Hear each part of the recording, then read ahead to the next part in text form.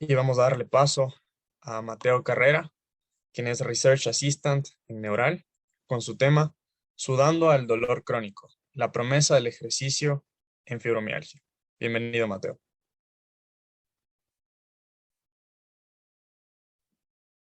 Buenos días con todos. Eh, Mi nombre es Mateo Carrera y pues el día de hoy complementaré todo lo que ya vinieron diciendo mis compañeros, pero ahora enfocándonos más en la fibromialgia y su tratamiento primario. Entonces, desde el inicio de la historia de la medicina, siempre ha habido una tendencia del médico a tratar una enfermedad con un complemento de la salud en el paciente, es decir, algo externo a él, como son los medicamentos. Desde Mesopotamia ya observamos todo lo que serían las plantas medicinales. Esta tendencia se la observa también en el antiguo Egipto, por ejemplo, donde se utilizaba pan de cebada fermentado para la cicatrización de heridas.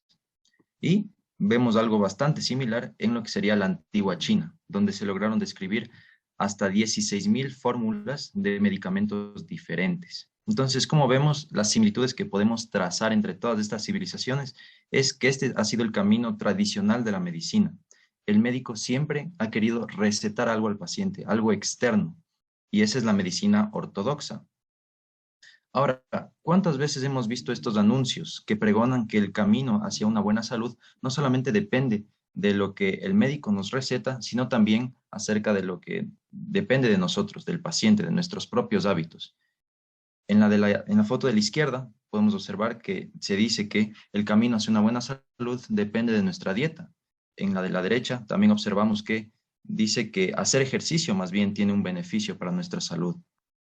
Pero todos estos métodos han sido considerados precisamente esto, métodos preventivos o profilácticos para evitar enfermedades a largo plazo, pero nunca se los ha tratado como un tratamiento primario. Es decir, nunca hemos escuchado que el lupus se puede tratar corriendo 4 veces a la semana o que el síndrome de Sjögren puede ser curado tomando 10 vasos de leche al día. Entonces, ahora vamos a ver qué es lo que pasa si es que nosotros tratamos una enfermedad siguiendo uno de estos métodos, precisamente el ejercicio físico.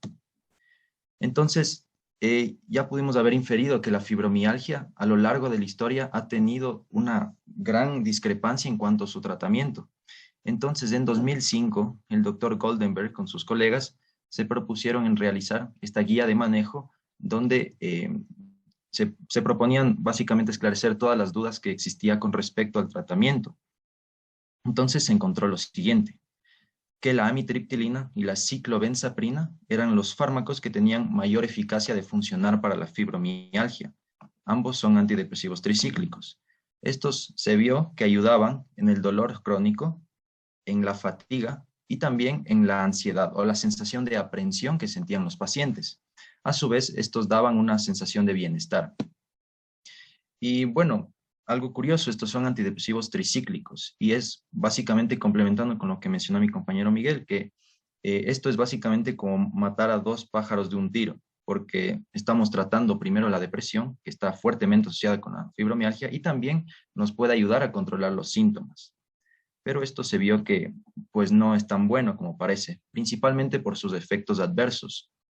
Los antidepresivos tricíclicos tienen una amplia gama de efectos adversos, entre esos la serostomía, también producía somnolencia, los pacientes pasaban sedados la mayor parte del día, también daba cefalea y riesgo cardiovascular.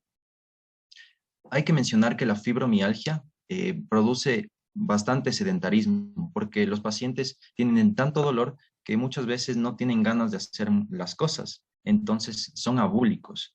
Este sedentarismo está de por sí relacionado con un riesgo cardiovascular. Y si es que ese riesgo cardiovascular nosotros le sumamos más riesgo cardiovascular asociado al antidepresivo tricíclico, pues tenemos una combinación fatal que no le conviene a nadie. Entonces, por esta razón y por todos los efectos adversos, los antidepresivos tricíclicos deben ser reservados para casos específicos y si es que se lo receta, debe monitorearse extensamente los efectos adversos, cosa que muchos pacientes no están dispuestos a hacer y por eso estos medicamentos han sido ya han pasado a la historia, ya no se utilizan para la fibromialgia. Entonces, actualmente La FDA ha aprobado estos 3 medicamentos, como ya mencionó Estefano, la duloxetina, el milnacipran y la pregabalina. Los 2 primeros, inhibidores selectivos de la recaptura de serotonina y norepinefrina. Igual, lo que mencionaba, matar 2 pájaros de un tiro. Pero estos tampoco se libran de efectos adversos. En la fibromialgia, la duloxetina puede producir taquicardia, palpitaciones, nerviosismo, diaforesis. El milnacipran produce efectos similares a dosis elevadas, mientras que a dosis estándar más bien no ayuda en los síntomas del sueño, porque la fibromialgia también se relaciona con insomnio, entonces no curan estos síntomas. Y la pregabalina, en cambio, es asociado a incremento de peso en ciertos pacientes. Entonces, como vemos, el tratamiento farmacológico no es tan bueno y prácticamente no nos da esperanza para esta enfermedad. Entonces, a lo largo de todos estos años, en estudios recientes, el tratamiento farmacológico se ha mencionado que solo debe ser reservado para casos severos y donde la fibromialgia tenga síntomas incontrolables. Y cuando todas las opciones no farmacológicas hayan sido exhaustas o completamente explotadas. Es decir, hemos intentado todo y no nos queda nada más que pues recetar medicamentos. Entonces aquí es donde viene el ejercicio. El ejercicio se propuso como hipótesis para la solución de la fibromialgia desde 1970, pero no fue sino hasta 10 años después, en 1984, donde el doctor Glenn McCain fue el primero en realizar un ensayo clínico midiendo el ejercicio como tratamiento en la fibromialgia. Y lo que el doctor McCain nunca sabría de imaginar es que su estudio sería una base para una revolución de estudios, hasta que al día de hoy tenemos muchísimos estudios, se ha investigado casi todo, todos los tipos de ejercicio que nosotros podamos imaginar para ver si es que sirve para la fibromialgia. Entre esos se ha investigado el ejercicio aeróbico, acuático, la caminata y otros un poco menos convencionales, como por ejemplo el tai chi, el Qigong, también el yoga, como ya mencionó Estefano, y muchos otros, todo lo que ustedes se puedan imaginar. Pero solo vamos a tratar de 3 ejercicios específicamente. Entonces, el ejercicio aeróbico. El ejercicio aeróbico fue propuesto como una alternativa de tratamiento porque los pacientes, como ya mencioné, tienen sedentarismo. Al sedentarismo se le asocia también una abulia. Los pacientes no quieren hacer las cosas y aparte el dolor es tan intenso muchas veces que produce una disfunción importante en los pacientes. La disfunción puede ser tan grave. Tenemos aquí esta presentación de caso que menciona que esta paciente de 55 años tenía un dolor tan intenso que se le dificultaba incluso realizar actividades cotidianas como levantar el teléfono. Entonces, los investigadores dijeron, el ejercicio aeróbico es un tanto vigoroso, podemos ejercitar diferentes grupos musculares y si hacemos esto, lo más probable es que se disminuya la disfunción asociada a la fibromialgia, que los pacientes tengan más capacidad de hacer las cosas. Entonces, vamos a ver cómo les fue. Aquí tenemos esta tabla y nos vamos a fijar solamente en 2 datos, los que están resaltados, el FIQ y el dolor. El FIQ, como ya mencionó Miguel, este es el Fibromyalgia Impact Questionnaire, que básicamente mide el impacto que tiene la fibromialgia, como sabemos. Entonces, valores altos, más impacto, valores bajos, menos impacto. ¿Ok? Entonces, obviamente esto se suele utilizar como medida de eficacia de un tratamiento. Entonces vamos a fijarnos en el grupo experimental que fue sometido a ejercicio aeróbico y vamos a fijarnos en el control que solamente recibió terapia de educación, no hizo ejercicio. Entonces, si es que nos fijamos, el FIQ empezó antes de la intervención en 48.4 y al final se redujo en 8.2 puntos. Si comparamos esto con aquellos que solo recibieron educación, empezó en 44.3 y se redujo en 0.3 puntos. Casi nada.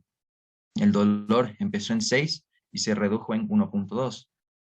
Los de educación empezó en 6 y se redujo en 0.1. Entonces, como vemos, es una mejoría sustancial. Aquellos que recibieron ejercicio aeróbico, bastante significativa y pues los datos son bastante concretos. Entonces podríamos prácticamente concluir que pues sí sirve el ejercicio aeróbico para reducir los síntomas, para reducir el impacto de la fibromialgia en la vida de la persona. Ahora, ¿cuáles son los diferentes modelos fisiopatológicos que se han propuesto con respecto a la falta de energía que tienen estos pacientes. Unos investigadores han mencionado que, bueno, lo han atribuido a los eritrocitos, que los eritrocitos son los que tienen menor cantidad de ATP. Otros dicen, no, yo creo que esto tiene que ver más con un defecto intrínseco del músculo. El músculo es el que tiene menor ATP. Pero otros dicen, no, mejor abarquemos todo. Y esto tiene que ver con lo que ya mencioné. La fibromialgia está asociada a sedentarismo. El paciente es abúlico, no quiere hacer nada. Como no hace ejercicio, no va a estar acostumbrado a hacer ejercicio, entonces le va a costar hacer más las cosas. Hay un decondicionamiento físico, mayor disfunción por el hecho de que no se hace ejercicio. Entonces, esta es la principal desventaja cuando un paciente quiere someterse a ejercicio aeróbico. Como mencioné, es un ejercicio vigoroso. Si es que un paciente yo le quiero someter de la nada a un ejercicio aeróbico, no está acostumbrado a hacer ejercicio normalmente. Entonces le va a costar más. Incluso se ha visto que algunos pacientes pueden tener exacerbación del dolor o miedo al dolor. Entonces, esa es la principal desventaja del ejercicio aeróbico, el decondicionamiento físico. Ahora pasemos al ejercicio acuático. El ejercicio acuático tiene un modelo fisiopatológico bastante amplio y bastante sólido. Entonces, se ha propuesto que el agua en estos pacientes incrementa la cantidad de endorfinas. Las endorfinas, a su vez, disminuyen la sustancia P, que es el neurotransmisor encargado de la transmisión del dolor. Entonces, más endorfinas, menos dolor. El agua también puede actuar simultáneamente sobre los vasos sanguíneos, dando lugar a una vasodilatación periférica y vasodilatación de la microvasculatura del músculo. Entonces, esto produce menores contracturas musculares y por lo tanto menor dolor. También el agua puede hacer este efecto, pero este efecto depende de la temperatura específica del agua. Se ha visto que una temperatura específica puede actuar en las terminaciones nerviosas, incrementando el umbral del dolor y por lo tanto dar un efecto analgésico. Entonces, en conclusión, podríamos decir que si es que nosotros le sometemos a un ejercicio acuático, tiene efecto analgésico. Y si es que calentamos el agua a una temperatura específica, tiene mayor efecto analgésico. ¿Y qué temperatura más o menos? Se ha visto que, bueno, entre las más utilizadas, entre 29 a 33 grados centígrados, suele ser lo que más se ve en los estudios. Entonces, como vemos, el modelo fisiopatológico es bastante sólido, es bastante amplio. Ahora vamos a ver cómo les fue. De manera facsímil tenemos el grupo experimental, el grupo control, el experimental que recibió ejercicio acuático. Entonces, igual nos vamos a fijar en el FAQ y en la escala visual analógica, que como sabemos mide el dolor. Entonces, el FAQ empezó en 67, se redujo a 52. La escala visual analógica empezó en 7 y se redujo a 5. Igual una reducción bastante importante. El grupo control, en cambio, tuvo una reducción muy pequeña. Entonces, como vemos, también podríamos inferir que el ejercicio acuático sirve bastante, es bastante importante para estos pacientes. Pero ahora, ¿cuál es la principal limitación? Muchos pacientes no van a tener acceso a una piscina y aquellos que lo tienen van a encontrar dificultad de incorporar este hábito a su vida cotidiana. Como mencioné, no es que el paciente tiene pereza, es simplemente la condición de la enfermedad, tiene abulia, tiene mucho dolor y le dificulta hacer las cosas. Entonces, todo esto se relaciona a menor adherencia. Entonces, en algunos casos puede no servirnos del ejercicio acuático, pero por lo demás es bastante bueno, como hemos visto. Ahora vamos a hablar de la caminata. Y la caminata fue propuesta también como una medida, bueno, fue propuesta gracias al ejercicio aeróbico. El ejercicio aeróbico y en general todos los ejercicios de contracción isométrica son más vigorosos. El paciente tiene que esforzarse más y como vimos, ejercicios vigorosos de moderada a alta intensidad sí sirven, nadie lo niega, pero como les mencioné, en algunos casos puede producir exacerbación del dolor o incluso miedo al dolor. Esa era la principal limitación. Entonces los investigadores dijeron, bueno, si es que le someto a caminata, es menos vigoroso, entonces va a ser mucho más tolerable por los pacientes. Entonces, vamos a ver cómo les fue. Aquí tenemos este estudio que se basa en caminata nórdica. Si nos fijamos en el FAQ, empezó en 61.7 y se redujo en 4.8 puntos. Entonces uno creería, bueno, la caminata solo está caminando, no está haciendo nada. Quizás no tiene eficacia, pero al contrario, vemos que sí es eficaz y también tiene un poco de beneficio con respecto al ejercicio aeróbico, porque no exacerba el dolor, como ya mencionamos, no tiene estos efectos adversos, por así decirlo, que se encuentran en el ejercicio aeróbico. Y también es mucho más accesible. El paciente puede caminar en su conjunto, en su urbanización, incluso su patio, en el caso de un patio grande, pero en todo caso el paciente puede aplicarlo. Es mucho más fácil de aplicar, a diferencia de los otros que vimos. Entonces, de forma general, el ejercicio sirve para la fibromialgia. Es muy bueno, reduce mucho el impacto. Ahora, ¿cuál es la principal ventaja del ejercicio? A lo largo de nuestros estudios hemos visto algunos artículos que mencionan la persistencia de los beneficios a largo plazo. ¿A qué me refiero con esto? Digamos que yo le someto a un paciente a ejercicio acuático por 6 meses. Una vez que esos 6 meses terminan, el paciente deja de hacer ejercicio, pero el paciente va a encontrar que todo el beneficio que ganó con la terapia, la reducción del dolor, la reducción de los síntomas en general, se puede mantener a largo plazo, a pesar de que el paciente ya no esté haciendo ejercicio. En algunos casos puede extenderse hacia 6 meses y en algunos incluso 2 años. Entonces, esto le da una gran ventaja sobre, sobre la terapia farmacológica.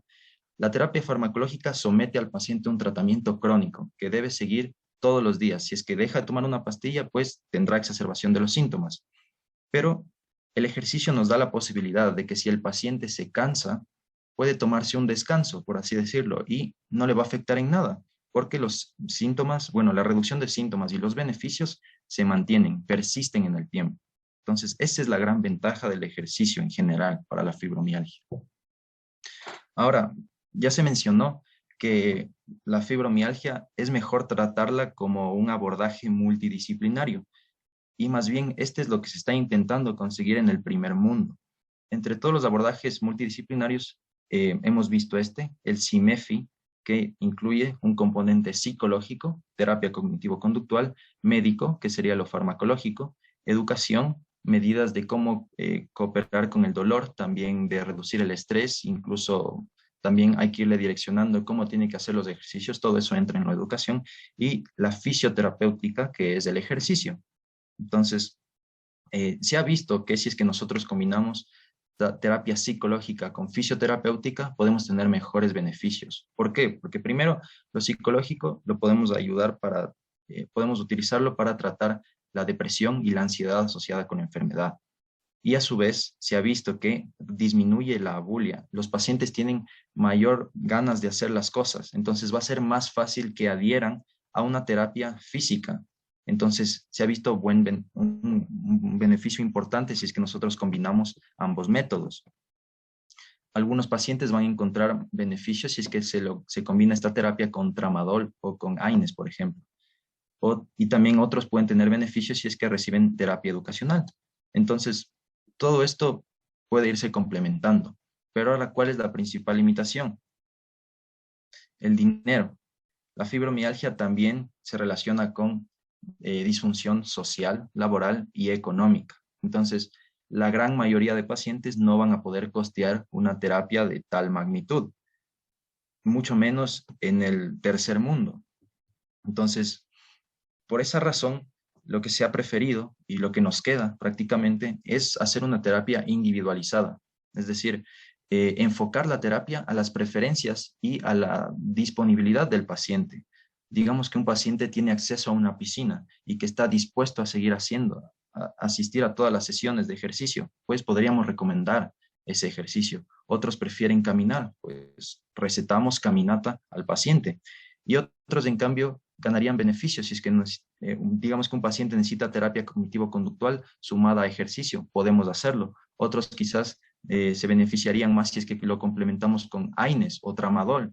Entonces, todo este tipo de cosas hay que ir viendo dependiendo del paciente y al investigador pues nos queda seguir investigando porque a día de hoy, como ya mencionó Estefano un poco, no sabemos cuál es el mejor ejercicio para la fibromialgia, pero lo que sí sabemos es que el ejercicio ya no se ha convertido solamente en una promesa, sino también se ha convertido en una certeza para estos pacientes y muchas veces la única esperanza que les queda. Y pues esa es la exposición del día de hoy. Y antes de terminar, mencionar que, bueno, para mí la neurología es inagotable, como ya vimos. A pesar de que hemos estado investigando este tema por algunos meses, seguimos sin conocerlo todo.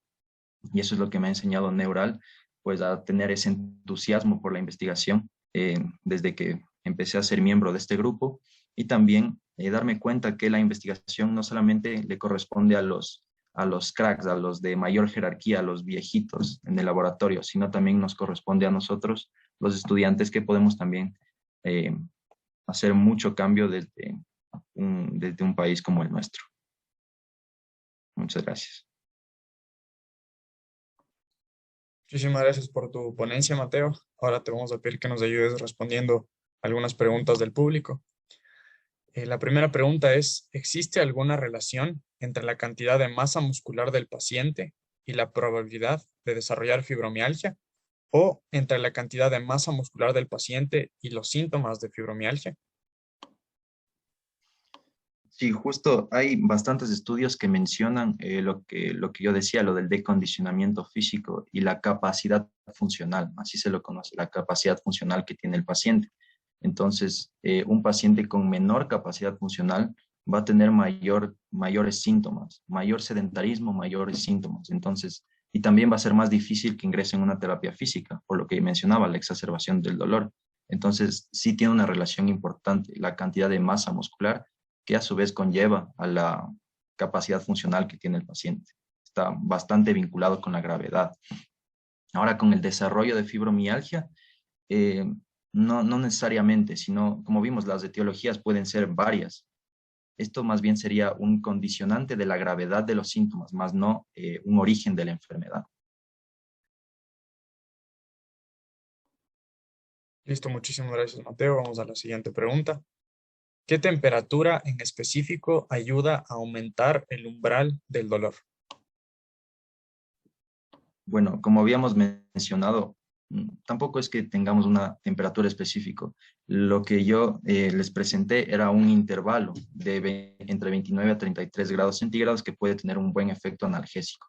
Eso es lo que nosotros hemos visto. Nosotros como grupo de investigación hemos visto que es lo que más se utiliza a lo largo de los estudios, es valores entre ese rango. Eso es lo entre 29 a 33 grados centígrados. Listo, muchas gracias, Mateo. Vamos con la siguiente pregunta. ¿Hay alguna ventaja de la práctica del yoga en comparación a otros ejercicios en pacientes con fibromialgia?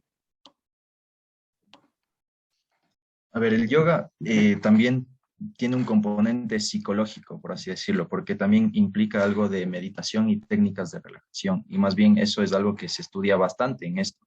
No solamente el ejercicio, sino también técnicas de relajación y de estiramiento, que es lo que le corresponde al yoga. Entonces, podría tener beneficio en el hecho de que no exacerba los síntomas. También es más fácil, digamos, algunos pacientes van a encontrar mayor facilidad en incorporarlo a su vida cotidiana, es más fácil de aplicar, pueden hacerlo en la casa. Incluso pacientes, digamos que ya tienen el hábito de hacer yoga, pueden encontrar mayor facilidad y también ayudaría a nivel psicológico, serviría como una técnica de relajación, también de meditación casi, entonces sí ayudaría bastante. Perfecto, Mateo. Muchísimas gracias. Esas serían las preguntas.